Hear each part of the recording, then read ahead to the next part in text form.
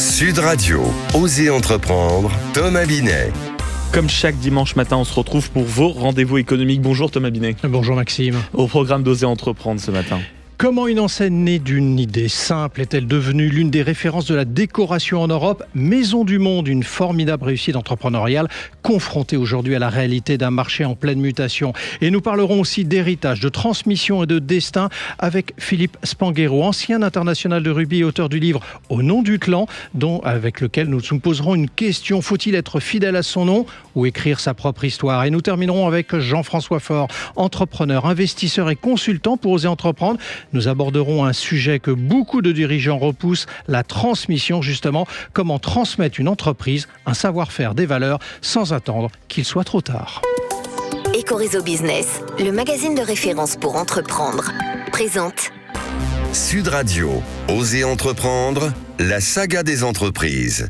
Thomas, on parle aujourd'hui d'une marque que tout le monde connaît. On l'a forcément croisée à un moment ou à un autre. Mais est-ce qu'on connaît vraiment son histoire ? C'est Maison du Monde et c'est bien plus que de la déco. C'est ça, Thomas ? Oui, Maxime. Et l'histoire est assez fascinante. Tout commence en 1996 avec un entrepreneur français, Xavier Marie. Son idée est simple mais ambitieuse, proposer des meubles et objets de décoration inspirés du monde entier à des prix accessibles. À l'époque, c'est presque révolutionnaire. On ne parle pas encore de concept store, mais Maison du Monde en pose déjà les bases. Ça, c'est une idée qui colle parfaitement à l'ère du temps aujourd'hui, mais comment la marque, elle a grandi ? Très vite, elle comprend une chose essentielle, les consommateurs ne veulent plus seulement acheter un meuble, ils veulent une ambiance, un style de vie. Dans les années 2000, l'enseigne se développe partout en France, puis en Europe. Elle multiplie les collections, industrielles, bohèmes, bord de mer, exotiques. Chaque client peut voyager sans quitter son salon. Et surtout, Maison du Monde devient omnicanal très tôt. Catalogue, magasin, puis e-commerce, dès les années 2000, un véritable tournant. Forcément, derrière ce succès, il y a eu des moments plus compliqués, non ? Oui, notamment avec l'explosion du e-commerce et la concurrence accrue. Il a fallu s'adapter, revoir les collections plus souvent, accélérer le digital, mais aussi intégrer des enjeux environnementaux. La marque a lancé des engagements forts sur la traçabilité du bois, les matériaux durables et même la seconde vie des meubles, un pivot stratégique pour rester dans l'air du temps. Et aujourd'hui, où en est Maison du Monde ? Maison du Monde traverse actuellement une période difficile marquée par une baisse de ses ventes et des tensions financières. L'enseigne a dû reporter la publication de ses résultats 2025 et recherche activement de nouveaux investisseurs ou partenaires pour sécuriser son avenir. Malgré un recul du chiffre d'affaires, la direction observe une légère amélioration de l'activité depuis la fin de l'année 2025. L'entreprise poursuit un vaste plan de transformation comprenant des économies, la modernisation de magasins et le renforcement de son offre digitale. Confrontée à la crise du marché de l'ameublement et au ralentissement immobilier, Maison du Monde cherche aujourd'hui à trouver un modèle de croissance durable. Sud Radio, Osez entreprendre, l'invité. Thomas, nous sommes avec quelqu'un que les auditeurs de Sud Radio connaissent bien. Philippe Spanghero, ancien joueur de rugby français, consultant rugby dans les médias et qui intervient donc tous les week-ends sur Sud Radio, évidemment, la radio du rugby. Bonjour Philippe Spanghero. Bonjour Thomas, bonjour Maxime. Philippe, je montre à l'écran, pour ceux qui nous suivent sur sudradio.fr et sur l'ensemble des dispositifs digitaux, le livre que vous avez sorti aux éditions Alizio, Au nom du clan. Alors justement, c'est pour ça qu'on vous reçoit, parce que vous êtes un nom, Maxime le disait à l'instant, et vous avez choisi le titre, Au nom du clan. Je voudrais commencer par ça, titre très fort. Pensez-vous qu'il faut honorer son clan ou s'en affranchir ? Et vous êtes bien placé pour en parler. C'est toute la question du livre. Je pense qu'on peut faire les deux et c'est toute la question que beaucoup de gens se posent, d'entrepreneurs qui doivent eux-mêmes prendre le flambeau d'histoires familiales qui sont parfois lourdes, parfois pesantes, avec une forme de responsabilité dans la transmission. Et donc je crois que tout l'enjeu justement, c'est de réussir à honorer son héritage en prenant en compte ce qu'on est nous intrinsèquement, comment on veut faire les choses, quelle vision on peut avoir qui diffère parfois de celle de ceux qui nous ont précédés, et de faire cohabiter tout ça pour réussir une transmission. Alors justement, vous êtes un fils de, comme on le dit habituellement, Spanghero, un nom qui résonne fortement dans le rugby français et un nom qui honore la France, selon Georges Pompidou. C'est ce qu'il disait. Vous êtes le fils de Guy Spanghero, qui était le frère de Walter Spanghero. À quel moment avez-vous ressenti pour la première fois que ce nom pouvait être à la fois une force et peut-être aussi un poids ? Inconsciemment, je l'ai ressenti très tôt. J'ai perçu le regard de l'environnement extérieur dans notre environnement à nous, à Castelnaudary, qui est une ville moyenne, dans laquelle l'entreprise Spanghero était le plus gros employeur à l'époque, à une période le plus gros employeur du département de l'Aude. Et donc, je voyais qu'il y avait une forme de regard extérieur et d'attente des gens par rapport à notre famille, d'exemplarité. Mon père me parlait beaucoup justement de cet enjeu d'exemplarité à l'extérieur, à l'école, dans nos relations avec les gens. Je l'ai ressenti assez tôt dans le rugby aussi, puisque forcément les gens comparaient énormément mes performances à celles de mon père, de mes oncles, mais aussi à celles de mon frère aîné, Nicolas, qui a 10 ans de plus que moi et qui a tracé aussi une voie qui était haute en termes d'ambition. Donc voilà, j'ai vécu avec tout ça, j'ai grandi et j'ai réfléchi justement à la façon dont moi je voulais me construire. Et cette question de transmission familiale, je me rends compte qu'elle rejoint de façon extrêmement explicite les enjeux de transmission dans nos organisations. Alors, justement, parlons transmission. Je vous cite dans votre livre « Je me sens chanceux d'avoir reçu en héritage des valeurs structurantes comme l'humilité, le respect et le partage. J'ai envie de transmettre cela à mes 2 filles, Paula et Lou. Mais contrairement à ma quête de réussite, je veux qu'elles comprennent qu'elles ne doivent pas se sacrifier sur l'autel de l'ambition. Ces 2 mots, héritage et transmission, me sont particulièrement chers. Entre les deux, il y a une vie à construire, une vie à écrire et une étendue parfois hostile à traverser. Si on vous lit bien, la vie serait pas un long fleuve tranquille quand on est fils d'eux en général et fille de Félix Spanghero en particulier ?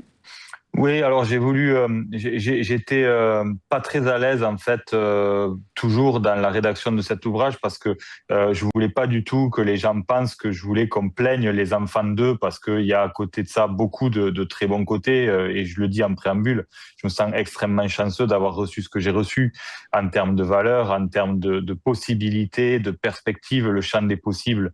Quand j'ai décidé de me lancer dans l'entrepreneuriat, c'est ouvert très vite parce que j'avais cette culture de l'entreprise dans laquelle j'avais grandi à travers mon père, à travers mes oncles. Donc l'idée c'était simplement de me servir d'histoire un peu dans lesquelles cet enjeu de loyauté familiale il peut être exacerbé pour que ça parle à tout le monde en fait, parce qu'aujourd'hui je prends beaucoup de plaisir à intervenir dans les entreprises et pour parler justement de ces enjeux de transmission, alors que ce soit des enjeux de management du quotidien ou des enjeux un peu plus globaux de transmission d'entreprise. Et je me rends compte vraiment que la mécanique qui se joue d'un point de vue psychologique, c'est exactement la même. Donc on est tous confrontés à ces questions-là. On a tous fait des choix, des moments de vie en pensant que c'était ce que nos clans attendaient de nous, sans tenir compte de notre libre arbitre, sans tenir compte de ce qu'on voulait vraiment. Et toute la question, c'est de se dire comment je voulais désinhiber les gens, en fait, en leur posant une question simple.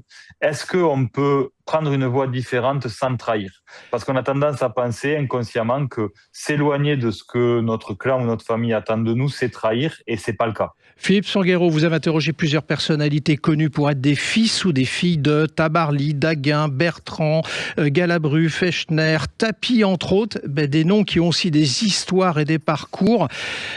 D'après vous, ces personnes, elles ont volontairement rompu avec leur héritage pour s'accomplir, pour écrire leur propre destinée, ou elles sont toujours tributaires du nom qu'elles portent ? Alors, je crois qu'on est toujours tributaire, mais il y a ce qu'on décide d'en faire. Et je crois qu'à des moments de vie, ça inhibe. Et c'est ça que vous avez remarqué chez eux, justement ? Ils ont réussi à en faire quelque chose, à se créer un prénom, comme on le dit vulgairement ?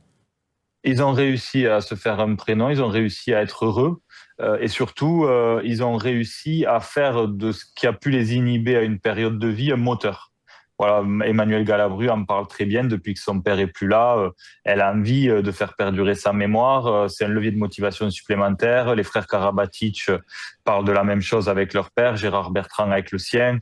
La très belle histoire entrepreneuriale d'Ariane Daguin qui est partie aux États-Unis justement pour rompre le lien avec son père, pour se construire seule et qui finalement, une fois qu'elle a trouvé cet épanouissement personnel, est revenue à son père, entre guillemets, avec une forme d'amour qui s'était transcendé quelque part.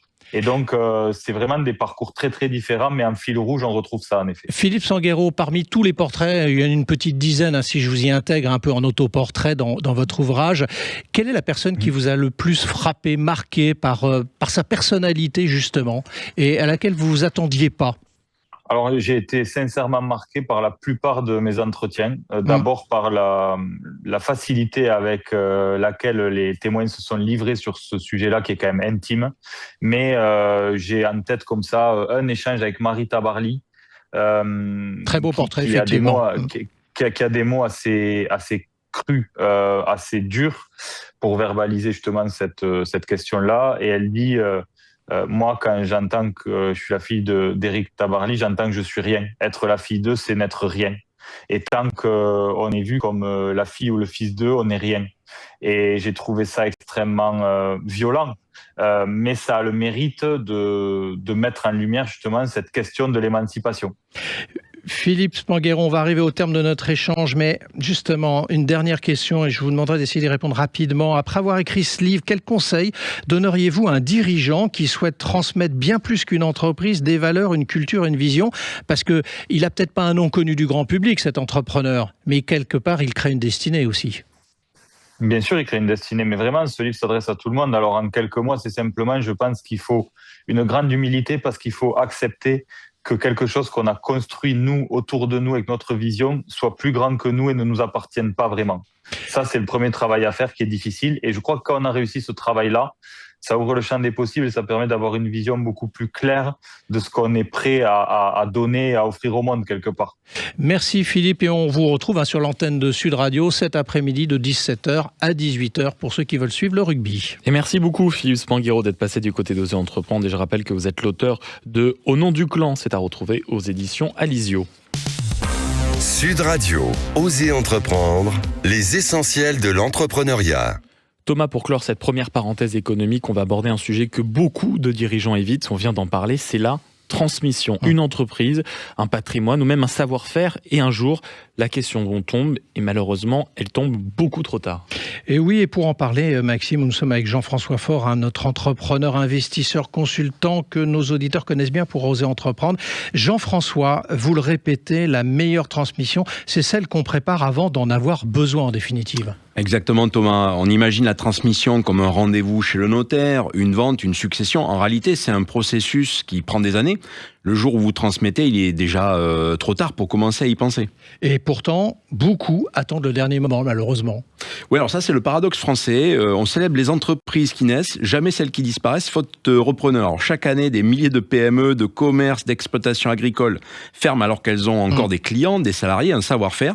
Pas parce qu'elles sont mauvaises, parce que personne n'a préparé la suite. Donc le risque, ce n'est pas seulement de perdre l'entreprise. Alors non, c'est de le faire subir aux autres, aux enfants qu'on n'a jamais associés, aux salariés qui découvrent tout au dernier moment, aux clients qui perdent un partenaire de toujours. Une entreprise survit à une crise, à une pandémie, à la concurrence. Elle ne survit pas toujours à l'absence de transmission. Donc transmettre, ce n'est pas seulement céder, Jean-François ? Alors non, transmettre, c'est rendre quelqu'un capable de continuer sans vous, former, documenter, déléguer, accepter que demain ne ressemble pas tout à fait à hier. C'est un acte de confiance autant qu'un acte de gestion. Merci Jean-François. Et merci à vous, mon cher Thomas Binet, qu'on retrouve donc dans une poignée de secondes pour la deuxième partie de ce rendez-vous économique. Osez investir. Sud Radio, Osez entreprendre, Thomas Binet.